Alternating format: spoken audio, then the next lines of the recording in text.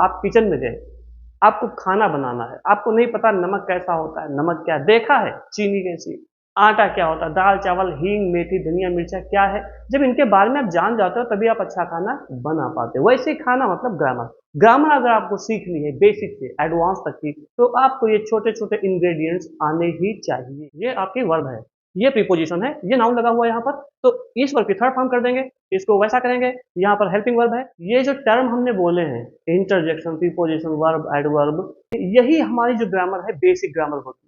कुछ भी आपको पढ़ना हो, ग्रामर को जब भी आप स्टार्ट करते हैं, क्या पढ़ें, कहाँ से पढ़ें, कैसे स्टार्ट करें, उसमें बस एक चीज ध्यान रखिएगा। सबसे बेसिक चीज होती है आपकी पार्ट्स ऑफ स्पीच। ठीक है, पार्ट्स ऑफ स्पीच आप जानते हो कौन कौन से होते हैं? Noun, pronoun, verb, adverb, adjective, interjection, conjunction और प्रीपोजिशन। एक होता है आर्टिकल, ए, एन और द। ये आपके जो 9 है टोटल आपके पार्ट्स ऑफ स्पीच होते हैं। जब आप इनके बारे में समझ जाते हो, इसी वीडियो में हम आपको बताएंगे एक ऐसा sentence, my dear learners, my dear friends, मेरे प्यारे बच्चों, एक ऐसा सेंटेंस सभी पार्ट ऑफ स्पीच उसमें आ जाएंगे। उस पार्ट ऑफ स्पीच को जब समझोगे एक एक करके, नाउन से लगाकर आर्टिकल तक, तो आपके दिमाग में हमेशा के लिए पार्ट्स ऑफ स्पीच को लेकर कोई प्रॉब्लम नहीं होने वाली है। ये हमारा आपसे प्रॉमिस है। सेंटेंस है कैसा, असर्टिव है, इंट्रोगेटिव है, एक्सक्लेमेटरी क्या है वो, उसमें वर्ब कहाँ पर रखी जाती है, सब्जेक्ट क्या है, ऑब्जेक्ट क्या है, जब आप ये जान जाते हो पार्ट्स ऑफ स्पीच और प्लस सब्जेक्ट वर्ब ऑब्जेक्ट, बस इन्हीं का जो रोल होता है, यही है हमारी सारी ग्रामर का बेस। चलिए स्टार्ट करते हैं सबसे पहले नाउन से। प्यारे बच्चों, जो नाउन होता है, नाउन का मतलब कोई भी एक नाम, किसी भी चीज का नाम, कोई भी नाम हो वो नाउन कहलाता है। जैसे जो भी आप देखते हो, ठीक है, हाथी, घोड़ा, ऊंट, पंखा, किताब, पानी, नदी, माउंटेन, बॉक्स, बोर्ड, कैमरा, जो भी आपको दिखाई पड़ता है, ये सभी जो हम वर्ड बोले सभी आपके नाउन है। जिसे देख सकते हो, छू सकते हो या फील कर सकते हो। मुझे भूख लगी है, ठीक है, महंगाई बहुत बढ़ रही है, तो महंगाई, भूख, हंगर और डियरनेस, ये सब आपके नाउन है। बहुत आसान है नाउन को समझना। मतलब किसी भी चीज का नाम, any name is a noun. ठीक है, नाउन के बाद हमारा नंबर आता है प्रोनाउन। अब नाउन और प्रोनाउन में क्या कॉमन है? आपका नाउन कॉमन है। मतलब क्या हुआ? प्रोनाउन वो वर्ड होता है जो नाउन की जगह पर रख दिया जाता है। जैसे मान लीजिए किसी का नाम बहुत लंबा है, प्रोनाउन की बात हम कर रहे हैं माय डियर बच्चों, मेरे प्यारे बच्चों। तो प्रोनाउन, जैसे किसी का नाम है राजा रघुवर दयाल। राजा रघुवर दयाल एक बहुत महान राजा थे। राजा रघुवर दयाल ने बहुत से अच्छे काम किए, तो बार बार इतना बड़ा उनका जो नाम है नाउन, इसी का नाम नाउन होता है। कोई भी चीज नाउन होती है कि उसका नाम ले रहे हो तो वो नाम बार बार आ रहा है इतना बड़ा सा, तो नीरस लगता है, बोगस लगता है, बोरिंग लगता है, तो उसकी जगह पर एक वर्ड रखा जाता है, वो प्रोनाउन होता है। जैसे राजा रघुवर दयाल एक महान राजा थे, उन्होंने बहुत काम किए, तो उन्होंने जो वर्ड रखा है राजा रघुवर दयाल की जगह पर, वो उन्होंने शब्द जो है वो क्या है? आपका प्रोनाउन है, सर्वनाम कहते हैं इसको, सर्वनाम। जैसे कि I saw a lion, he was very old. मैंने एक शेर देखा था, तो शेर है किसी चीज का नाम, एनिमल है वो, तो शेर लायन हो गया। ठीक, वह बहुत बूढ़ा था, वह मतलब ही, तो ही क्या हो गया? प्रोनाउन। ऐसे ही I, we, you, they, he, she, it सब आपके क्या है? प्रोनाउन है। इनका यूज किसी न किसी नाउन की जगह पर करते हैं। जैसे I have a pen, it is red, तो इट क्या हो गया? पेन की जगह पर पहुंच गया, पेन दोबारा नहीं बोलना है। I have a pen, pen is red ना, I have a pen, it is red.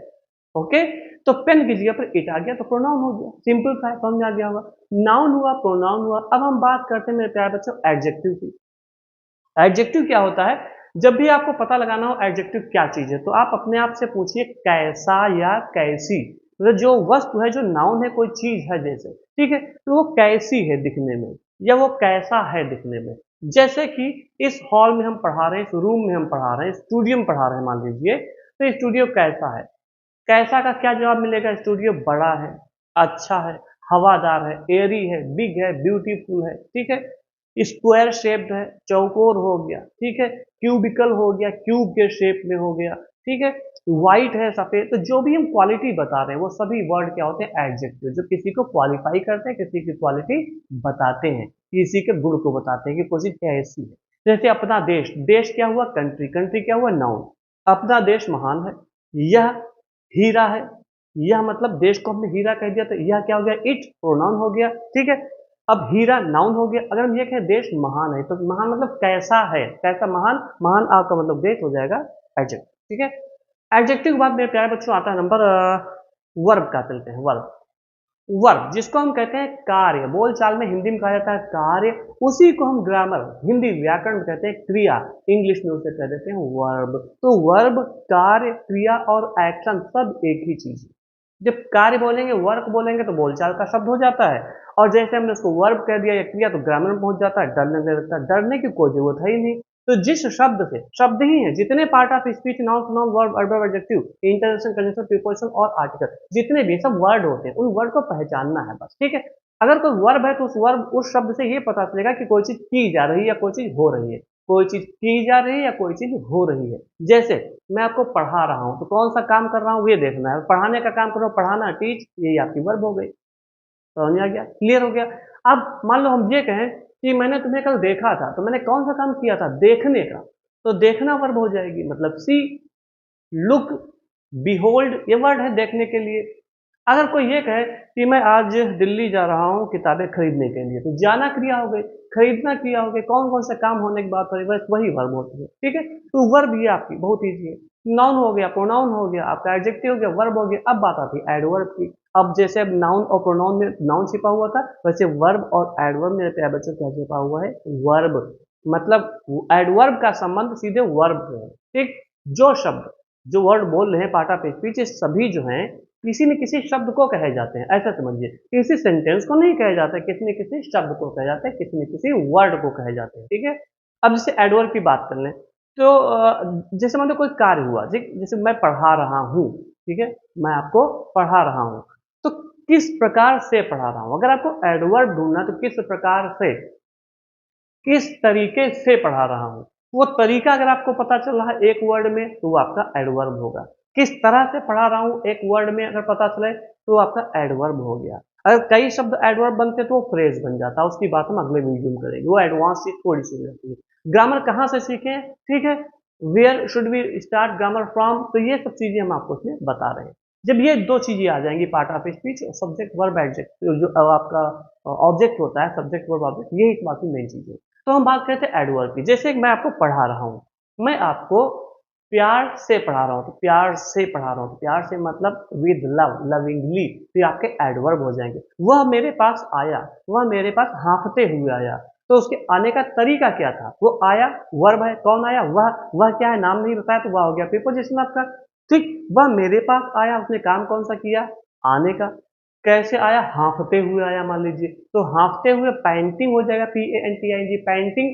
He came to me panting, तो पैंटिंग क्या हो जाएगा आपका, वहां पर एडवर्ब का काम कर रहा है, ठीक, भले ING लगा हो लेकिन एडवर्ब है यहाँ पर। जैसे वह मेरे पास धीरे धीरे आया, he came to me slowly, slowly क्या हो जाएगा, धीरे धीरे आया, आपका एडवर्ब, ठीक है। तो कार्य करने का तरीका जो बताया, जैसे मैं वहां गया बहुत तेजी से, I went there fast, fast आपका एडवर्ब हो गया, ठीक है। तो आपका हो गया noun, pronoun, verb, adverb, adjective. अब हम बात करते हैं प्रीपोजिशन की। प्रीपोजिशन भी कोई ना कोई शब्द होता है जिसको हम प्रीपोजिशन कहते हैं, जैसे on, in, at, over, behind, after, before, ये सभी क्या है आपके प्रीपोजिशन है। अब समझिए प्रीपोजिशन मिलेगा कहाँ, किसी सेंटेंस में। अभी हम आपको एक सेंटेंस ऐसा देने वाले हैं, आप समझोगे, इधर देखिए ध्यान से, जो हम बता रहे हैं, बोल रहे हैं, वो सब आप देख ही रहे हो। तो प्रीपोजिशन क्या होता है, कुछ ऐसे वर्ड होते हैं, जैसे भी हमने आपको बताया, उनका यूज करते हैं किसी न किसी नाउन के साथ, मतलब किसी न किसी वस्तु के साथ, किसी चीज के साथ करते हैं। क्यों, जो उस प्रीपोजिशन वर्ड है उसके पहले जो कोई नाउन या प्रोनाउन आया है, कोई भी व्यक्ति आया, कोई भी चीज, उसका रिलेशन, संबंध, ठीक, उस प्रीपोजिशन के बाद में जो रखी हुई चीज उस नाउन से बताने के लिए, मतलब किसी एक नाउन का, किसी एक वस्तु, किसी एक व्यक्ति, किसी एक चीज, मतलब नाउन का जो रिलेशन है, संबंध, किसी दूसरे नाउन या प्रोनाउन से करना हो हमको, तो वो संबंध कौन बताएगा, कोई वर्ड ही होगा बताएगा सेंटेंस में, तो उस वर्ड को ही हम कहते हैं प्रीपोजिशन। जैसे the book is on the table, तो ऑन द टेबल, बुक और टेबल क्या है, दोनों नाउन है, ठीक। बुक का संबंध क्या है, टेबल से है कुछ, तो बुक क्या है, किताब रखी है मेज पर हो गया on, the book is on the table, तो ऑन क्या हो गया, प्रीपोजिशन, ठीक है। जैसे हम ये कहें कि the wall is behind me, wall हो गया एक नाउन, इज बिहाइंड मी, मी क्या हो गया, प्रोनाउन हो गया, ऑब्जेक्ट है वो, मैंने अपना नाम नहीं बताया, मी मतलब मैं हो गया, ऑब्जेक्ट वर्ब के बाद आएगा, वो आगे बात करेंगे। तो जो मी है, मैं, प्रोनाउन, ठीक है। और उस वॉल का संबंध मुझसे बताने के लिए किसका यूज किया गया है, बिहाइंड, तो बिहाइंड आपका हो गया प्रीपोजिशन। ऐसे प्रीपोजिशन का यूज किया जाता है। इसके बाद नंबर आता है कंजंक्शन का, मेरे प्यारे बच्चों। तो जो कंजंक्शन होता है, आप देख ही रहे हो, कंजंक्शन क्या करता है, जंक्शन, जंक्शन मतलब जोड़ना, जैसे कि रेलवे स्टेशन नहीं होता है जंक्शन जहाँ लिखा होता है, वहां पर एक रास्ता होती है, उस रेलवे स्टेशन से किसी दूसरे रूट के लिए एक लाइन जाती है, वो जंक्शन कहलाता है। ऐसे ही जंक्शन जो होता है, कंजंक्शन अगर कहेंगे तो वो एक वर्ड होता है जिसको पार्ट ऑफ स्पीच में रखा जाता है किसी सेंटेंस में। उस वर्ड का काम क्या होता है, उस कंजंक्शन का काम क्या होता है, या तो दो शब्द को जोड़ेगा, राहुल एंड मी, राहुल और मैं, मुकेश एंड श्याम, तो मुकेश और श्याम, तो एंड क्या हो गया, कंजंक्शन जो दोनों को जोड़ रहा है, ठीक है। जैसे he was ill so he did not come, वह बीमार था इसलिए वह नहीं आया, वह बीमार था वह नहीं आया, ठीक है। इन दोनों को किसने जोड़ा, सो इसलिए ने, तो सो आपका कंजंक्शन हो गया, एंड आपका कंजंक्शन हो गया, बिकॉज हो गया, आफ्टर हो गया, बिफोर हो गया, ठीक है। ये सभी आपके कंजंक्शन है अगर दो सेंटेंस या दो वर्ड को जोड़ा जा रहा है, ये ध्यान रखिए। ओके, आफ्टर बिफोर प्रीपोजिशन भी होते हैं लेकिन उसके साथ नाउन आ जाता है सीधे, लेकिन आफ्टर बिफोर कंजंक्शन भी होगा कब, जब इन दोनों के आसपास एक इधर एक उधर कोई ना कोई एक क्लॉज रखा हो, सेंटेंस रखा हो। जैसे यू केम, तुम आए थे, आफ्टर आई हैड कम, मेरे आ जाने के बाद, तो आफ्टर यहाँ प्रीपोजिशन है, ठीक है। अगर हम ये कहें यू केम आफ्टर मी, तो यहाँ पर आफ्टर प्रीपोजिशन हो जाएगा, ठीक है। You came after I had come, यहाँ पर कंजंक्शन है, दो सेंटेंस को जोड़ रहा है। यू केम आफ्टर मी सिर्फ प्रोनाउन को जोड़ा, तो आफ्टर यहाँ प्रीपोजिशन हो जाएगा। अब बात करते हैं, कंजंक्शन हो ही गया, ठीक है। कंजंक्शन के बाद बात आती है इंटरजेक्शन की, ठीक है मेरे प्यारे बच्चों। इंटरजेक्शन ऐसे वर्ड होते हैं अचानक मुंह से निकल पड़ते हैं, उनका कोई अर्थ नहीं होता लेकिन सेंस होता है, मीनिंग नहीं होती लेकिन उनका भाव होता है, सेंस होता है, ठीक है। तो उसको समझ लेते हैं, सेंस क्या होता है। थोड़ा सा स्वेटिंग हो रही है, मेहनत आपके लिए कर रहे हैं, ध्यान दीजिए। और वीडियो अच्छा लगे तो भाई लाइक कमेंट शेयर जरूर कर दीजिएगा, चैनल पर नए हो तो सब्सक्राइब भी कर लोगे, आप इतना प्यार दे रहे हो। थोड़ा सा डिले हो जाता है वीडियो डालने में, लेकिन आपके लिए मेहनत करते हैं तो सब कुछ अकेले करना पड़ता है, हम आपको कई बार बता चुके हैं। चलिए ध्यान दीजिए, इंटरजेक्शन की बात कर ले, जैसे हिंदी में कहते हैं कोई चीज लगे, ओ चोट लग गई, ओ का मतलब यहाँ पर दर्द हुआ, तो ये अचानक से वर्ड निकला, तो ये ऐसा वर्ड है ओ जिसमें दर्द प्रकट होता है, खेद प्रकट होता है, अल्लाह, हाय दैया, तो ये दुख वाला हो गया, ठीक है। वाव, सरप्राइज हो गया, अरे सरप्राइज हो गया, तो वाव, अलास, ओ, हुर्रा, अरे वाह मैं जीत गया, हुर्रा मैं जीत गए, तो हुर्रा, अलास, वाह, ओ, ये सब क्या है आपके इंटरजेक्शन, ठीक है। इनके साथ में अक्सर एक्सक्लेमेशन वर्ड, जो एक्सक्लेमेशन मार्क जो होता है, चिन्ह, उसे लगाया जाता है, जिससे पता चल जाता है कि ये कोई ना कोई इंटरजेक्शन है, उसकी कोई फीलिंग है, बस हमें उसका यूज आना चाहिए। तो ये आपके हो गए क्या, इंटरजेक्शन, पार्ट ऑफ स्पीच 8 हो गए, noun pronoun verb adverb adjective interjection conjunction preposition 8 हो गए। अब हम बात करते हैं मेरे प्यारे बच्चों आर्टिकल्स की। तो आर्टिकल दो प्रकार के होते हैं, आर्टिकल का यूज क्या होता है, ए, एन और द, तीन ये वर्ड होते हैं जिन्हें हम आर्टिकल कहते हैं, ठीक है। आर्टिकल पर हमने एक अलग से वीडियो बना रखा है, इस वीडियो को देख लीजिएगा। ऐसा वीडियो पूरे यूट्यूब पर कहीं नहीं पाएंगे आप, इतना छोटा वीडियो इतनी डिटेल से समझाया गया है, बहुत देखा गया है, लोगों ने सराहना की है, नया चैनल है, धीरे धीरे आप सब सीखोगे, अपना भी प्यार देते रहिए। फिर भी हम बताते चलते हैं इसमें कि आर्टिकल क्या होते हैं। ए और एन अनिश्चित चीजों के लिए लगते हैं, जिनको डिफाइन नहीं किया जाता, जो डेफिनेट नहीं होती है। जैसे आई हैव अ पेन, मेरे पास एक पेन है, अब उसके बारे में किसी को नहीं पता कैसा है पेन, क्या है। अब हम कहेंगे the pen is beautiful, the pen is costly, तो द लगाकर उसी पेन की बात कर रहे हैं, अब वो डेफिनिट हो गया, ठीक है। ए और एन इनडेफिनिट हो गया, तो तय नहीं है कि किसकी बात की जा रही है, और द लगा दिया किसी चीज के साथ, तो वो चीज डेफिनिट हो गई, तय हो गई। जैसे आई सॉ अ लॉयन, मैंने एक शेर देखा था, the lion was very old, तो ए लॉयन पहले आया, मतलब जब फर्स्ट टाइम कोई चीज लिखते हैं तो ए या एन का यूज करते हैं, और दोबारा वही चीज अगर आ रही है, रिपीट हो रही है, तो उसको दा कर देते हैं, ठीक है। जैसे I saw a lion, the lion was hungry, the lion was old, तो दा लगाया, मतलब उसी लायन की बात करें, डेफिनिट हो गया लायन, ओके।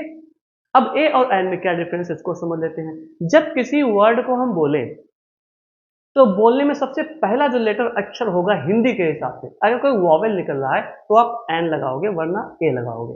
जैसे ऑरेंज में ओ आएगा, एमएलए में ए निकल रहा है तो एन आएगा, तो एन ऑरेंज एन एमएलए, ठीक है। अब अगर हम बात करें ए कहाँ लगता है, तो ए वहां लगता है जहां पर कंसोनेंट का उच्चारण हो, शुरुआत, स्टार्टिंग। जैसे मैन, तो अ मैन होगा, एन मैन नहीं होगा, अ मैन होगा। अगर हम कहें यूरोपियन, यूरोपियन जब लिखते हैं तो E U R O P E A N, E letter है वॉवेल, लिखा जरूर ई है लेकिन पढ़ते उसको या है यू, तो यूरोपियन, या पढ़ रहे हैं तो वहां पर क्या हो जाता है मेरे प्यारे बच्चों, हो जाएगा अ, तो अ यूरोपियन, ठीक है। एन आवर होगा, 1 घंटा, एन आवर, आ बोल रहे हैं आवर को ना, तो यहाँ पर एन आवर हो जाएगा, तो एच ओ यू आर में एच को साइलेंट रखते हैं तो आवर पढ़ते हैं तो हो जाता है एन आवर। तो इस प्रकार से ए और एन का यूज होता है। द का यूज डेफिनेट चीजों के लिए होता है। द का यूज हम बहुत सी जगहों पर करते हैं, जैसे कि कोई ऐतिहासिक इमारत है, हिस्टोरिकल मोन्यूमेंट है, हिस्टोरिकल बिल्डिंग है, the Taj Mahal, the red fort, the Lal Qila, the Eiffel tower, ठीक है, द लगा दिया। कोई माउंटेन का नाम है, the Everest, the Aravali, the Himalaya, ठीक है, द माउंट आबू, यहाँ पर द लगा देंगे। अगर कोई न्यूज़पेपर इंग्लिश का है, the Hindu, the Indian express, the times of India, the लगा दिया, डेफिनेट चीजें हो गई।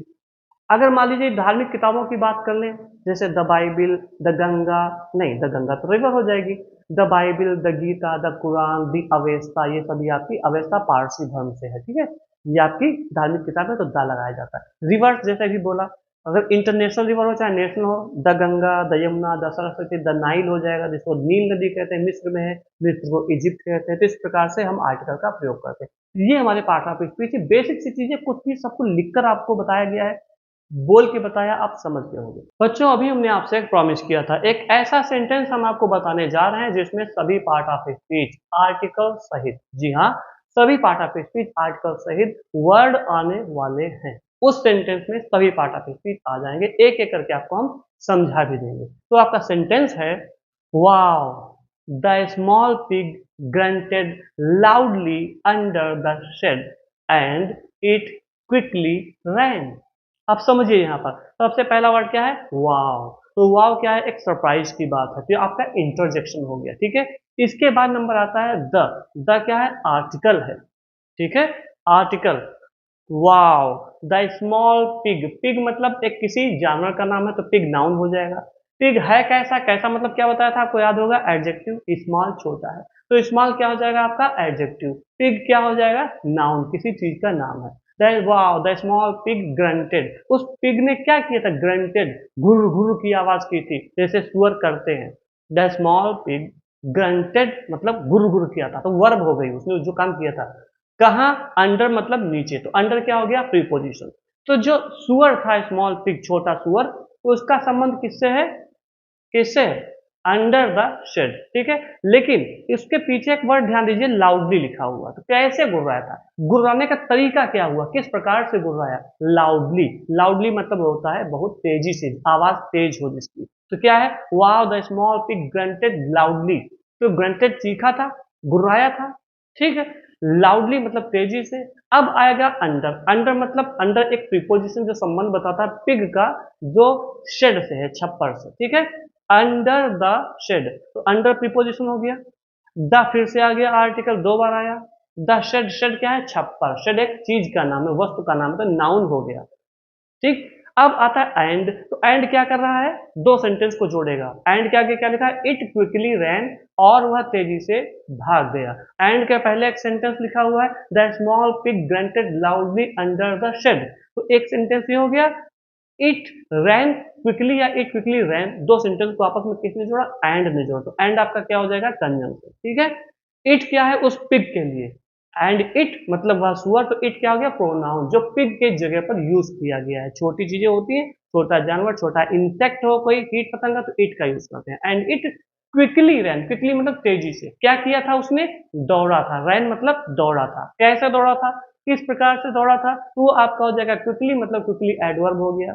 कौन सा काम किया था, दौड़ने का, तो दौड़ना क्या हो जाएगा, वर्ब, आपकी क्रिया हो जाएगी। तो इस प्रकार से आप सब कुछ समझ गए हो। Wow the small pig grunted loudly under the shed and it quickly ran। एक एक वर्ड के बारे में जो आप जान जाते हो तो आपका पार्ट ऑफ स्पीच स्ट्रांग हो जाता है। इसके बाद में कोई भी कठिनाई नहीं आपको आने वाली। इसके बाद जब हम पार्ट ऑफ स्पीच समझ जाते हैं, फिर हम आगे क्या करें, आगे आपको क्या करना है मेरे प्यारे बच्चों, आपको कुछ नहीं करना, बस आपके सामने एक सेंटेंस लिखा होगा, तो उसमें आप 3 चीजें ढूंढोगे, ठीक है, 3 चीजें ढूंढोगे आप। 3 चीजें कौन सी हैं, एक तो सब्जेक्ट, एक वर्ब और एक ऑब्जेक्ट, ठीक है। वर्ब कहो चाहे हेल्पिंग वर्ब कहो, दोनों में वर्ब आ रहा है। जैसे नाउन प्रोनाउन दोनों में नाउन आ रहा है, वर्ब एडवर्ब दोनों में वर्ब आ रहा है, ठीक है। नाउन प्रोनाउन का आपस में संबंध होता है, वर्ब एडवर्ब का आपस में संबंध होता है, ओके। और हम अगर बात कर लेते हैं, अभी किसकी बात करते हैं, सब्जेक्ट, वर्ब और ऑब्जेक्ट। तो वर्ब कहो चाहे हेल्पिंग वर्ब कहो, वर्ब दोनों में आता है। एक वर्ब जरूर होगी। आप देखिए, हम एक एग्जाम्पल बता दें, आपने राम, सीता और लक्ष्मण जी को देखा होगा फोटो में। सीता जी को बीच में रखते हैं, उधर लक्ष्मण है, इधर राम है। तो हम ये बात क्यों कह रहे हैं? क्योंकि वर्ब जो होती है वो बीच में होती है। सीता स्त्रीलिंग है, ठीक है। सीता पत्नी थी राम जी की, तो थी मतलब स्त्रीलिंग हो गया। वर्ब आता है या वर्ब आती है? वर्ब आती है, तो वर्ब क्या हुआ? स्त्रीलिंग। तो सीता बीच में थी तो वर्ब बीच में हो जाएगा। हो जाएगा नहीं, हो जाएगी। ओके। राम पुरुषवाचक है, सब्जेक्ट लगता है, सब्जेक्ट लगती ही नहीं कहेंगे, तो सब्जेक्ट पहले आएगा, राम पहले आएंगे। ठीक। ऑब्जेक्ट लगता है, ऑब्जेक्ट लगती ही नहीं आएगा, तो ऑब्जेक्ट पुरुषवाचक हो जाएगा। तो वी के वर्ब के बाद उधर पुरुषवाचक मतलब पहुंचेगा ऑब्जेक्ट। तो बीच में कौन है? सीता जी वर्ब, उधर कौन है? ऑब्जेक्ट लक्ष्मण, और इधर कौन है? सब्जेक्ट राम। तो बीच में सीता, इधर राम, उधर लक्ष्मण। तो मतलब सब्जेक्ट वर्ब और ऑब्जेक्ट, ये है याद रखने का तरीका। अब बात आती है कैसे आप जानोगे किसी सेंटेंस में सब्जेक्ट कैसे निकालेंगे। हम बताते हैं आपको। एक कोई सेंटेंस बोला गया, राम ने रावण को मारा था, ठीक है, या कृष्ण ने कंस को मारा था। अगर आपको सब्जेक्ट ढूंढना हो तो आप अपने आप से पूछिए कौन या किसने। किसने मारा था रावण को? किसने मारा था कंस को? या कौन आया था यहाँ पर? तुम्हें कौन पढ़ाता है? तो कौन या किसने का जो आंसर मिलेगा वो सब्जेक्ट होगा। राम ने रावण को मारा था, तो राम हो जाएगा सब्जेक्ट। ठीक है। मतलब कार्य को करने वाला। कंस को किसने मारा था? तो काम कौन सा किया था? मारने का। तो मारना वहां पर हत्या करना, किल करना, ये क्या है आपका? वर्ब हो गई, क्रिया हो गई। ठीक है। तो ऑब्जेक्ट कैसे ढूंढते हैं? जब आप किसी सेंटेंस में अपने आप से ये पूछते हो क्या या किसको, क्या या किसको, इसका जो आंसर आएगा वो हो जाएगा ऑब्जेक्ट। तो सब्जेक्ट वर्ब और ऑब्जेक्ट, ये आपके तीन चीजें होती हैं जो आप पार्ट ऑफ स्पीच सीखते हो, और ये भी साथ में चीजें आपको पता होनी चाहिए। तब आप ग्रामर कहीं से कुछ भी सीख सकते हो। सारा कंफ्यूजन यहाँ पर हमने आपका दूर कर दिया। जल्दी एक नए वीडियो के साथ मिलते हैं आपको, तब तक के लिए थैंक यू वेरी मच।